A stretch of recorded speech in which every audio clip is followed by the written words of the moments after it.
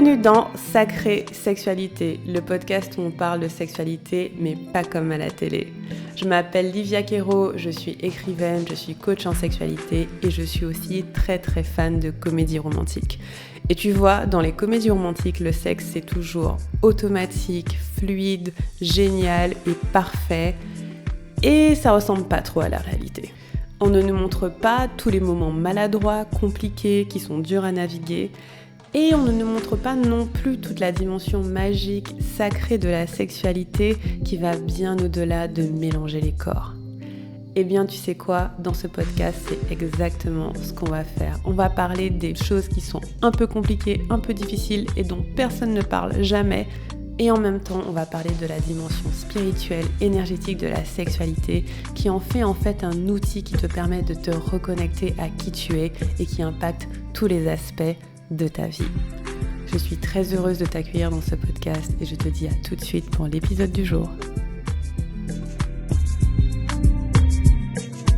Hello, bienvenue dans ce nouvel épisode de Sacrée Sexualité. Je suis ravie de vous retrouver et aujourd'hui on va parler d'un thème très important qui pour moi a un impact sur tout le reste, c'est comment bien poser ses limites. Donc je parle assez souvent de limites dans ce podcast, mais je pense que j'ai jamais fait un vrai mini cours sur comment poser ses limites. Et mon intention c'est ça aujourd'hui, de partager avec vous comment en pratique on apprend à poser ses limites, à les avoir bien placées. Et ce que je vais partager ici, c'est une version un peu condensée de ce que je partage avec mes clients et mes clientes. Parce que faut savoir que énormément du travail en sexualité est lié à deux choses. La première, c'est être en mesure de reconnaître ses besoins, de réaliser qu'ils sont importants et de mobiliser de l'énergie pour qu'ils soient remplis. Donc soit en les remplissant soi-même, soit en demandant à quelqu'un d'autre de nous accompagner pour les remplir. C'est la première chose et c'est un énorme travail déjà. C'est un énorme travail parce que très souvent on nous a pas appris à reconnaître nos besoins. Et la deuxième chose, c'est bien placer ses limites, c'est poser ses limites. Et je pense que dans le fait de poser ses limites, il y a pas mal de conseils qui sont pas forcément facilement applicables. Et cet épisode est là pour vous donner un peu de clarté et vous partager les compétences nécessaires pour poser ses limites. Par exemple, quand on va imaginer poser ses limites, on va imaginer parfois dire non, ça c'est inacceptable, jamais. Enfin, être très assertif, c'est un mot en français ça, je sais pas. Mais en fait, c'est un peu plus nuancé que ça. Déjà, poser ses limites, c'est pas seulement dire non, stop, ça suffit. C'est un peu plus complexe. Donc, on va rentrer dans le vif du sujet et je vous embarque avec moi. Et ce sera beaucoup plus simple et plus clair une fois qu'on sera dedans. Let's go. Alors, vous le savez peut-être déjà maintenant, je ne sais pas, mais je travaille avec des archétypes. Et les archétypes sont utiles parce que chaque archétype avec lequel on travaille représente une expression de soi. Si vous avez jamais fait mon quiz, je vous invite à le faire, liviaquero.com/quiz, et vous verrez l'archétype qui est dominant pour vous dans votre sexualité aujourd'hui. Et je travaille avec 7 archétypes qui ont été développés par Rachel Maddox, qui m'a formée en résolution des traumas. Et parmi ces 7 archétypes, le deuxième, c'est la gardienne de la porte. Et donc, ce que je vous partage ici, c'est lié à la gardienne de la porte. Et pourquoi on utilise un archétype, c'est parce que ça nous permet de visualiser un peu plus facilement des concepts qui sont parfois complexes. Donc, un archétype, pour vous dire, c'est comme si c'était une personnalisation, en fait. C'est comme une allégorie de quelque chose, et c'est juste une façon de schématiser des concepts qui sont parfois un peu complexes. Et donc notre gardienne de la porte, c'est comme si vous aviez un jardin, un espace protégé, sacré, et son rôle c'est de gérer les accès. Donc quand vous pensez poser vos limites, pensez à gérer les accès. Ça m'aide beaucoup de penser comme ça. Donc c'est pas juste je pose une limite et je dis stop, non, ça suffit, je gère les accès. Je gère qui a accès à mon énergie ou pas, qui a accès à mon espace ou pas, qui a accès à mon corps ou pas. Et c'est ma responsabilité en tant que personne de gérer ces accès-là. D'accord ? Donc c'est très important de comprendre que voilà, c'est ça son rôle. C'est la gardienne de la porte, elle décide qui rentre et elle décide qui ne rentre pas. Et on a tous une gardienne de la porte en nous ou un gardien de la porte selon le genre qui vous parle bien. Et c'est ça qu'on va couvrir aujourd'hui, c'est quelles sont les compétences de la gardienne de la porte pour nous garder en sécurité. Son rôle, une façon de le comprendre aussi un peu mieux, c'est pas seulement de se sentir en sécurité, c'est préserver l'énergie de vie qui est à l'intérieur. Donc ça veut dire que il y a des situations qui sont peut-être sécurisantes pour vous, qui ne vous mettent pas en danger physique, émotionnel, psychique. mais qui vont puiser beaucoup de votre énergie, qui vont vous fatiguer mentalement, physiquement, qui vont vous demander beaucoup de contributions de votre système nerveux, qui vont vous rendre un peu anxieux. Tout ça, c'est pas forcément de l'insécurité, mais ça puise dans vos forces. Et donc, la gardienne de la porte gère les accès et elle laisse rentrer ce qui apporte de l'énergie de vie et elle ne laisse pas rentrer ce qui enlève de l'énergie de vie. Et donc, déjà, poser cette base-là, c'est pas mal, je trouve, parce que ça permet de vraiment comprendre que, voilà, c'est pas contre les autres, c'est pas, non, non, non, c'est de la protection de soi et de qui on est et de notre énergie avant tout. Une chose à comprendre, du coup, c'est que quand on gère les accès, on va dire non. Donc, on va dire non, tu ne rentres pas, mais on va aussi dire oui. Et ce qu'on voit notamment, alors, j'avais fait tout un épisode, je crois, sur la réparation de limites. Je crois que j'en ai parlé quelque part, ou en tout cas de comment recommencer à faire l'amour après une agression. Et c'est assez lié à ça. Il y a un aspect où, par exemple, si vos limites ont été dépassées dans votre sexualité, vous avez du mal à dire oui. Et donc, du coup, ça fait que vous avez du mal à recevoir, ça fait que vous avez du mal à ressentir des choses.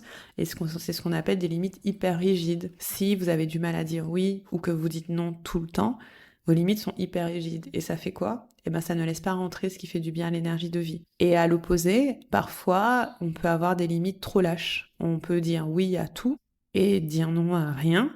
Et c'est ce qu'on appelle du coup une hyporéaction. On va avoir des limites qui sont poreuses. Et pourquoi on a des limites poreuses? C'est quand on est trop fatigué pour poser nos limites. Il y a vraiment cette idée que poser nos limites demande trop d'énergie, donc du coup on va juste laisser passer, parce que peut-être que par le passé on a déjà dit stop, on a déjà dit non, et ça n'a pas été respecté, donc en fait, dans ce cas-là, pourquoi se battre? La première chose à comprendre, c'est que placer ses limites, c'est savoir à quoi on dit oui et savoir à quoi on dit non. Avoir des limites bien placées, c'est être équilibré dans le oui et le non. C'est-à-dire, je laisse rentrer ce qui est bon pour moi, je ne laisse pas rentrer ce qui n'est pas bon pour moi. Et c'est faire preuve de discernement entre les deux. Et donc, encore une fois, si vous dites non à tout, vos limites sont hyper rigides, c'est une hyper-réaction du système nerveux. Et si vous dites oui à tout, vos limites sont poreuses. On pourrait considérer que c'est une hypo-réaction du système nerveux, dans le sens où une hyper-réaction, c'est qu'on met beaucoup de force, beaucoup d'énergie. Et une hyporéaction, c'est quand on a très peu d'énergie et donc du coup on va laisser passer. Donc ça c'est la première chose à comprendre un peu dans le contexte. Et donc du coup notre gardienne de la porte, ben elle est nickel quand elle gère bien les accès. Elle gère bien le oui, elle gère bien le non. Elle a 4 compétences pour faire ça. Vous pouvez prendre des notes, hein. Je parle un peu vite, mais, mais si vous voulez, vous pouvez prendre des notes, ça peut vous aider un peu à schématiser. Moi, je fais tout le temps des schémas. Ça se voit pas, mais tout dans ma vie, c'est schématisé. Donc, je fais tout le temps des schémas et ça m'aide beaucoup à visualiser. Et donc, du coup, la gardienne de la porte, elle va avoir 4 compétences. 2 compétences pour le oui, 2 compétences pour le non. Première compétence du oui, c'est la capacité à recevoir, à laisser rentrer. Donc, dans quelle mesure j'arrive à recevoir ce qui est bon pour moi? Le fait est que si je ne sais pas recevoir ce qui est bon pour moi, eh ben, je vais manquer. Je vais être dans une énergie de manque et donc je ne vais pas être en mesure de recevoir ce qui est bon pour moi. Donc recevoir, c'est une compétence importante. Laisser entrer. La deuxième compétence du oui, c'est aller vers. C'est quelque part, entre guillemets, pénétrer. Alors pénétration, c'est un peu phallique comme terme, mais il y a vraiment l'idée de je vais vers, et donc je prends mon énergie et je vais vers ce qui compte pour moi. Donc dans mes limites, il y a aussi le fait d'aller vers les projets qui comptent pour moi, d'aller vers les personnes qui m'incitent, m'excitent, me fascinent, d'aller vers les activités créatives, d'aller vers ce qui m'appelle, d'écouter mon intuition. Et donc du coup, la deuxième compétence du oui de la gardienne, c'est aller vers. Donc recevoir et aller vers, ça va être que je vais aller augmenter ce qui m'apporte de l'énergie de vie en étant un peu soit dans la réception, donc un peu plus passif, donc je reçois, donc un peu je suis là, je reçois, soit un peu plus actif, je vais vers, donc je fais le mouvement. Ok. Et après, on a 2 compétences du non. La première, c'est reculer. Et cette compétence, elle est très très très importante. Et je pense que c'est une compétence que parfois on a un peu de mal à travailler, mais je trouve que c'est celle qui a le plus d'impact à long terme. Reculer, c'est prendre du recul et prendre son temps. C'est-à-dire que, par exemple, quelqu'un vous propose quelque chose, plutôt que de dire oui ou non tout de suite, vous pouvez dire je prends le temps d'y réfléchir. Vous pouvez aller lentement, à votre rythme. Vous pouvez dire je ne suis pas encore sûre, je n'ai pas décidé, donc laisse-moi revenir vers toi dans 2, 3, 4 jours. Ça peut être que pendant le sexe, vous pouvez dire ok, Ça, je suis pas tout à fait sûre que c'est OK pour moi, mais on peut essayer autre chose. Et en fait, prendre ce recul, personnellement, je trouve que c'est ce que je faisais pas beaucoup avant, parce que pour moi, il fallait que je prenne des décisions rapides, tranchées par rapport à mes limites. Et le fait est que non, c'était pas forcément nécessaire. Je peux juste prendre du recul. Donc reculer, c'est une compétence du non. Et ensuite, la dernière, c'est retirer. Soit se retirer, soit retirer quelque chose de mon espace. Et donc, si je suis au stade où il y a quelque chose dans mon espace, où je suis, ou bien je suis dans un espace dans lequel je ne me sens pas en sécurité, ou bien mon énergie de vie est diminuée, alors je me retire. Et se retirer, c'est la compétence la plus difficile. Retirer aussi, c'est la compétence la plus difficile, parce que très souvent, c'est là où on a déjà un lien avec la personne. Il faut imaginer que, par exemple, vous avez quelqu'un que vous avez invité chez vous et qui habite chez vous. Et cette personne, ben voilà, elle vous a dit qu'elle restait 3 semaines, ça fait 5 mois qu'elle est là, et vous devez lui dire de s'en aller en fait, et bah faut la retirer. Et c'est pas évident, pourquoi? Parce qu'il y a beaucoup de liens relationnels, il y a beaucoup de est-ce que je passe pour la méchante personne, comment la personne va le prendre, etc. Donc c'est pas le plus évident, et c'est pour ça que reculer c'est important. C'est vraiment dire ok, t'as dit que tu restes 3 semaines, c'est quoi ton plan pour partir au bout de 3 semaines? Est-ce qu'on peut faire un point? Enfin, je sais pas. Et donc c'est pour ça que reculer, c'est une compétence importante parce que retirer, c'est pas évident.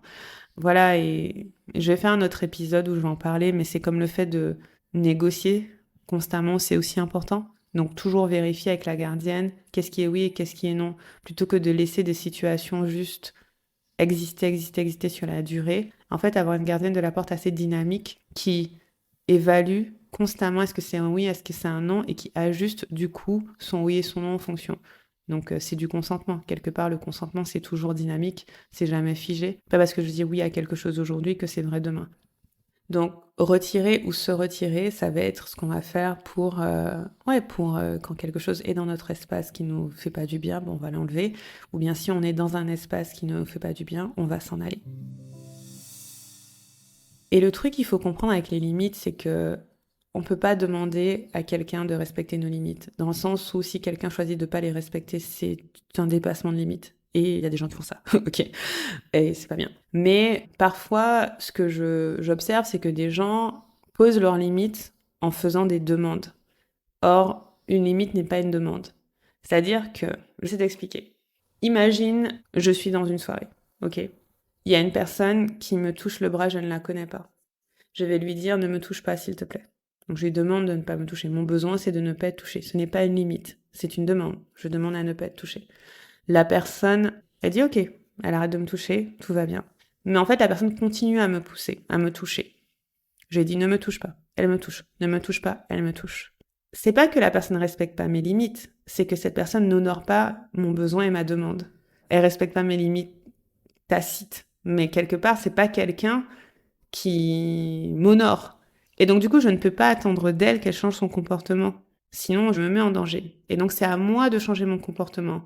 Et dans ce cas-là, soit je vais me retirer, soit je vais retirer la personne. Et donc, c'est moi qui vais faire l'action pour m'assurer que mon espace est sécurisé. Donc, je vais quitter l'endroit ou je vais appeler la sécurité. Je ne sais pas. La personne ne respecte pas ma demande.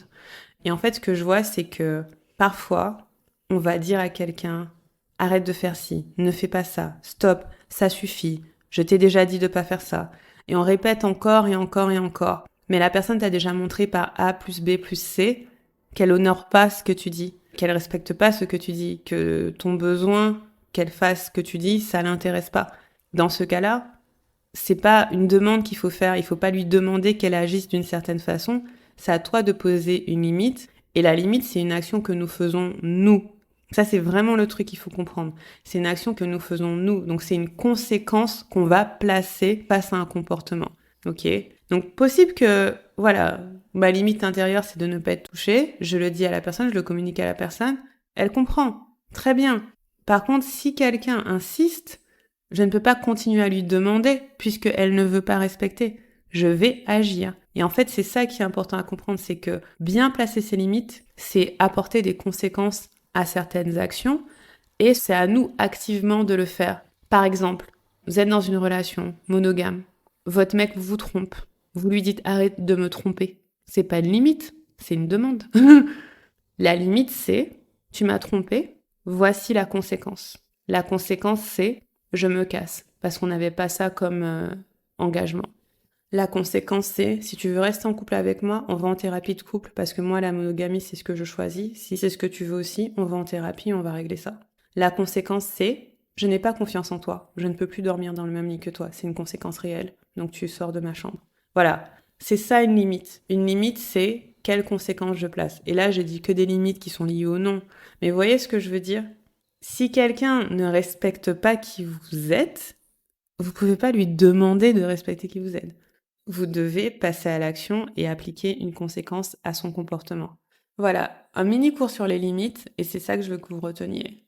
Première chose, les limites, c'est pas que le non, c'est le oui aussi. Donc c'est qu'est-ce que je choisis de laisser rentrer qui va augmenter mon énergie de vie.